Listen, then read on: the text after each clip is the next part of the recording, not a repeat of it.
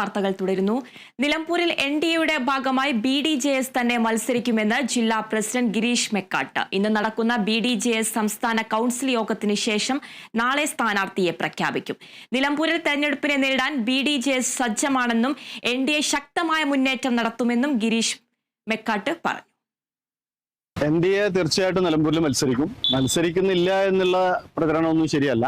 എൻഡിഎയുടെ ഭാഗമായി BDJS തന്നെയാണ് ഈ തെരഞ്ഞെടുപ്പിൽ മത്സരിക്കാനുള്ള തീരുമാനമെടുത്തത്. BDJSന്റെ സംസ്ഥാന കൗൺസിൽ യോഗം ചേർന്ന് ഇന്ന് ലാസ്റ്റ് ഒരു തീരുമാനമെടുക്കും. BDJSനെ സംബന്ധിച്ചും അതിശക്തമായ പിന്തുണയുള്ള അല്ലെങ്കിൽ അടിത്തറയുള്ള ഒരു മണ്ഡലമാണ് നിലമ്പൂർ മണ്ഡലം. അപ്പോൾ സംഘടനാപരമായി അതിൻ്റെ എല്ലാ കാര്യങ്ങളും പൂർത്തീകരിച്ചിട്ടുണ്ട്. നേരത്തെ തന്നെ ഞങ്ങൾ തെരഞ്ഞെടുപ്പിന് തയ്യാറായിക്കൊണ്ട് തന്നെയായിരുന്നു. ദേശീയ നേതാക്കന്മാർ, കേന്ദ്രമന്ത്രിമാർ, അതുപോലെ തന്നെ BDJSന്റെയും BJPയുടെയും സംസ്ഥാന നേതാക്കന്മാർ മുഴുവൻ തുഷാർ വെള്ളാപ്പള്ളി അടക്കം ഇവിടെ കേന്ദ്രീകരിച്ചുകൊണ്ട് തന്നെ പ്രവർത്തന രംഗത്തുണ്ടാവും.